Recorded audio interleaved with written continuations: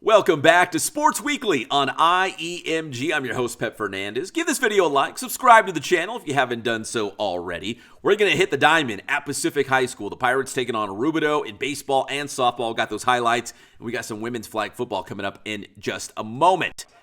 But first, let's set sail with the Pirates taking on Rubidoux in non-league play. But remember, the River Valley League and the Mountain Valley League will be combining. So this will be a league game. It used to be a league game, and it will be a league game in the future.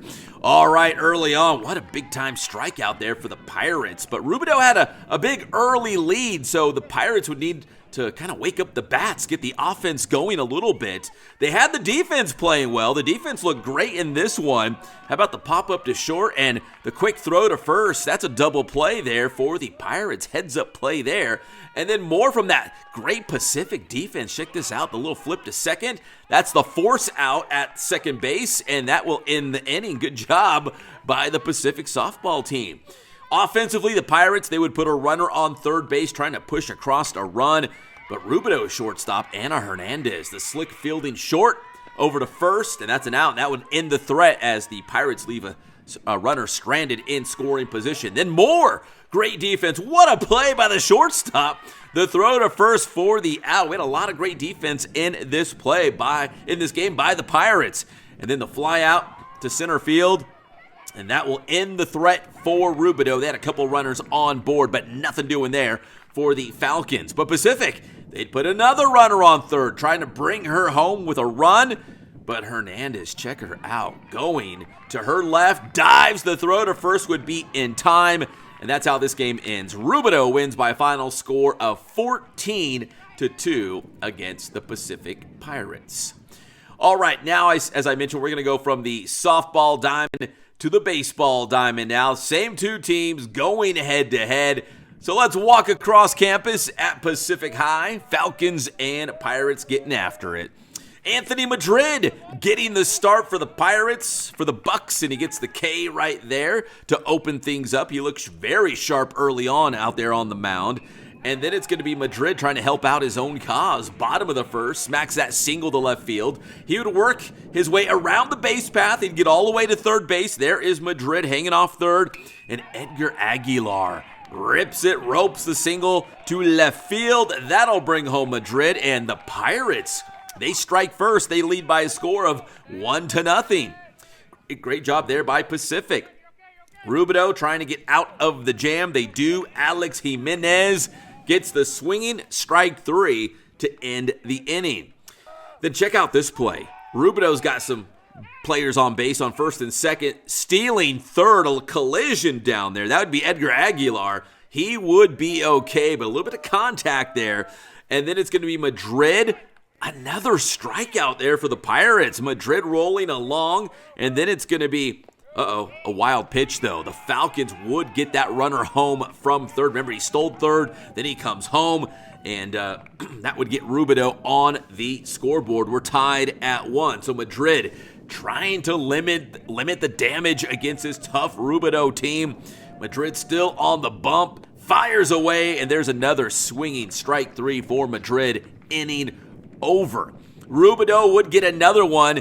I think this was the third inning here. They got a runner on third. Anthony Ramos at the plate. He's going to take this offering from Madrid and smack it through the hole to left field. That'll bring home a run for the Falcons, and that gives them the lead, and they would go on to win this game by a final score of 11-1. But the Pirates, they're off to a pretty good start. They've really turned things around at Pacific for baseball. But tough loss against the Falcons here, 11-1 the final score. But we'll have more on Pacific in the coming weeks. Exciting to see the baseball team playing much better. All right, speaking of baseball, man, we got our first county clash of the season coming up at San Manuel Stadium, of course, the home of the Inland Empire 66ers, coming up this Saturday, March 14th. Here's the schedule. Take a look. Here's the lineup. At 1 o'clock, it'll be Public Safety Academy taking on Indian Springs in an all San Bernardino battle. After that, at 4 p.m., it'll be Colton taking on Arroyo Valley. And the nightcap, the Aquinas Falcons taking on Capistrano Valley. We will have coverage right here on IEMG. We love the county clash, so So make sure you check back with IEMG for coverage from all 3 games. The first of 3 county clashes of the season at San Manuel Stadium. All right, we're going to go from baseball now to women's flag football. The University of Redlands hosting their Bulldog Invitational.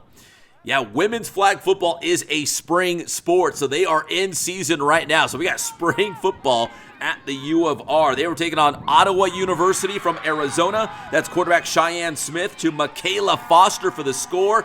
That would give the Bulldogs the lead by a score of 12-6. But Ottawa, late in this game, they get the football back, and that's going to be Bryce Watson to Aaliyah Oliver.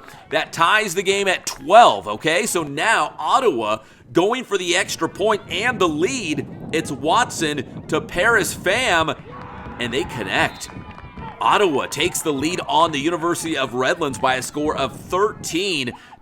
With the Bulldogs with some time trying to mount a comeback, JoJo Smith from Norco High School comes up with the interception, and that seals the deal. Ottawa wins this one against the U of R, 13-12, the final score.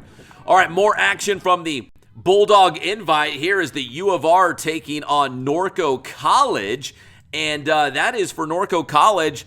Jasmine Benson, the former San Gorgonio star, throwing the touchdown for Norco College. Yeah, she plays for Norco. Threw that touchdown there, but the U of R would win that game by a score of 20-12 against Norco College. And there is Jasmine Benson. She was a big-time star at San G, and now she's taken her talents to Norco College. So great to see her playing at the next level.